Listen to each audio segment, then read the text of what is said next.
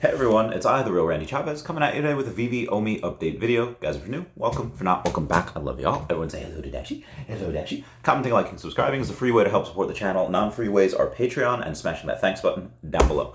So today's video is going to consist of an article written by a Dr. Howard. I thought for people that maybe didn't want to read or couldn't read because they were driving or whatever, I figured I'd do a video on it.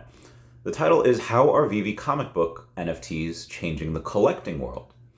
We are experiencing a rapidly digitalizing world as Facebook digitalized your contacts, Instagram digitalized your photos, Google digitalized maps and encyclopedia, Booking.com digitalized rooms, Uber digitalized cabs, Tinder digitalized dating. How can also the collecting industry turn digital as well? The key issue is ownerships, and the answer to it is blockchain technology.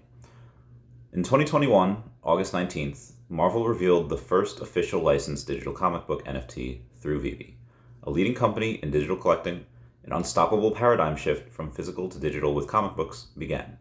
The starting release is just Marvel Comic number 1 as a first ever digital comic, followed by Journey into Mystery number 85 and Fantastic Four number 1. In 2022, physical CGC 9.4 Marvel Comics number 1 sold for $2.4 million via Comic Connect. The physical CGC 9.2 Fantastic Four number 1 sold for $1.5 million via Heritage Auctions. You may be wondering why these graphed paper value that much.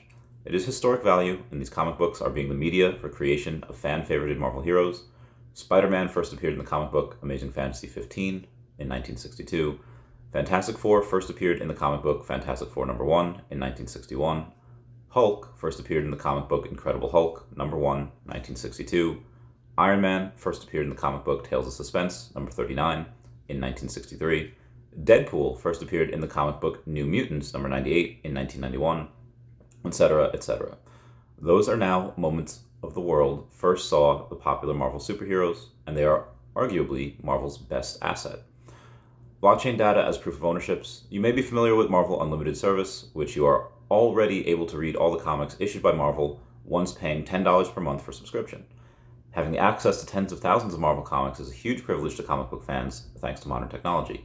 Yet, there is a better scenario here to come. With blockchain technology, you can truly own these digital comics, giving you the ability to buy and sell the digital comic books. Now, there are problems, the physical versus digital problems, and the solutions. Imagine owning a physical Fantastic Four from 1961. The comic book CGC 9.6 graded has fair market value of over $6 million. There comes a liability for you in proof of authenticity, dealing 6 to 12 month grading timeline with grading companies, CGC or CBCS, etc.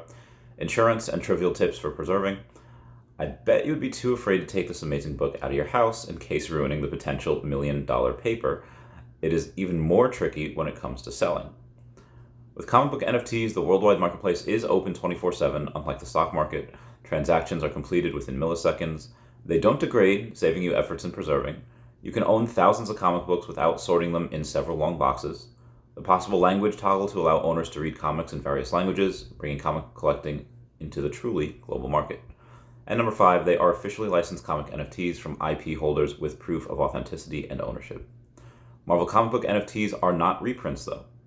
Here's the original introduction of the Digital Comics Marvel official website, where it reads, first ever Marvel digital comic. Collectibles arrive on Veve. That was by them, that was from Marvel.com, and that was last year when these came out.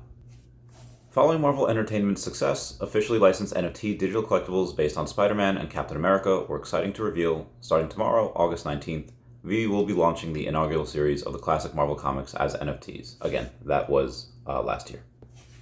It is not hard to find out that Marvel is being extremely careful on their wordings. Nothing from the description relates to reprint or facsimile. Following our Veve description data from Marvel comic book NFTs, you can see the starting year is the same as the original copies. They should have 2021 or 2022 as publish year if they are considered reprints. But again, in that article, it does not say that. Basically, it's the way to invest in the original IP in premium digital format when you purchase these incredible comic NFTs. These digital comics are going to become more and more significant over time once a connection is made in people's minds. The sky is the limit for NFT comics as an investment. 1. Proven value for comic books. Following are the sales history of high-grade significant Marvel comics. You can also find FMV of nearly every comic book on a different grade on Go Collect. Fantastic Four #1 sold for $1.5 million on auction in 2022 on Heritage Auctions, and Marvel Comics #1 did sell for $2.4 million, CGC 9.4 via Comic Connect in 2022. Amazing Fantasy 15, there are a couple of notable sales. We have one for $3.6 million, which is a CGC 9.6 at Heritage Auctions in 2021, $1.1 million for a 9.6 at Comic Collect in 2011. So that did grow 3x in 10 years, grew $2.5 million. And then $225,000 for a CGC 6.5 via Comic Link in 2022. So grade definitely does still matter, even though how scarce they are. Another reason is because being able to use crypto to buy and sell these NFTs. In regard to huge deal, crypto is always the best option. We've witnessed several NFTs with 10,000 edition size sold for over $100,000 value in Ethereum. The rarest variant of Marvel Comic Book #1 and the Fantastic Four #1 both have a set supply of 600 and 100 editions is held by Marvel. Not to mention that they're worth over millions for the highest graded physical format. There is a definite imbalance there. I think that'll correct. Number 3 is potential utility by Marvel. Marvel makes zero on the secondary sales of physical comics, but now with the blockchain and smart contract technology, Marvel can automatically earn 6% on every transaction of these comic NFTs, which strongly incentivizes Marvel to create extra value, for instance, exclusive fan experiences for those digital comic owners in order to boost the secondary transactions and in turn benefit both holders and Marvel itself. Number 4 is scarcity. Most of the secret rare comic NFTs have a supply of 500 editions. A few of a certain secret rare comics have a public supply of 225. It has set supply for every individual comic NFT as Marvel earns 6% on every secondary transaction. Therefore, there are no reasons to remint identical NFT comics to dilute the market value. Unlike other companies like Pokemon nowadays, which they do not have that first edition, all they do is they just reprint everything. Marvel is not going to do that for you. They don't need to. Your investment stays safe. And lastly, Veve Digital Collectibles as the currently exclusive marketplace for Marvel comic book NFTs. Once purchased in the Veve app, you can start reading your comic via the Veve Comic e-reader and trading in the Veve secondary market. You can also experience a Veve digital comic in augmented reality mode. The future of collecting is already here. So this does bring me to some points about MCP. MCP, I think, is going to be, right now you can tell on the Veve app how many comics you have. You can go and take a look what they are. But I think with MCP, it might be similar, and this is some speculation here, I don't actually know. It might be similar to the original Pokemon handbook. Does anyone remember that with Pikachu on the cover and it says it got information? It was basically a Pokedex. At the end of that book, it had all of the Pokemon listed name by name in number order, and then it had a little box where you could check off. It felt really good to be able to check that off one by one, whether you were doing it for the cards, whether you were doing it just with the game and just have your own physical Pokedex out there.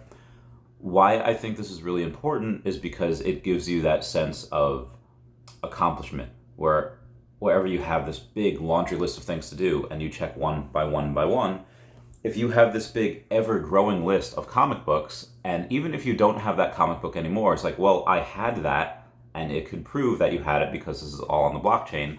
I think that does really set up a good way to incentivize people to collect more and more, even if it's just to buy something and then sell it right away just to say that you had it. Again, Marvel would really want to incentivize that because every time you buy and sell, they make money. Anyway, guys, that's it for me. I hope you like this. This was written by Dr. Howard over in the comment section, or over on the article. Everyone, please comment, like, and subscribe. Comments are good for the YouTube algorithm. Everyone say bye-bye to Dashie. Bye-bye, Dashie. And I will be interviewing my friend Ashley Fenton over today, so definitely check that out. It'll be a fun interview. All right, bye, guys. Meow, meow, meow, meow. I'm a bad man. Meow, meow.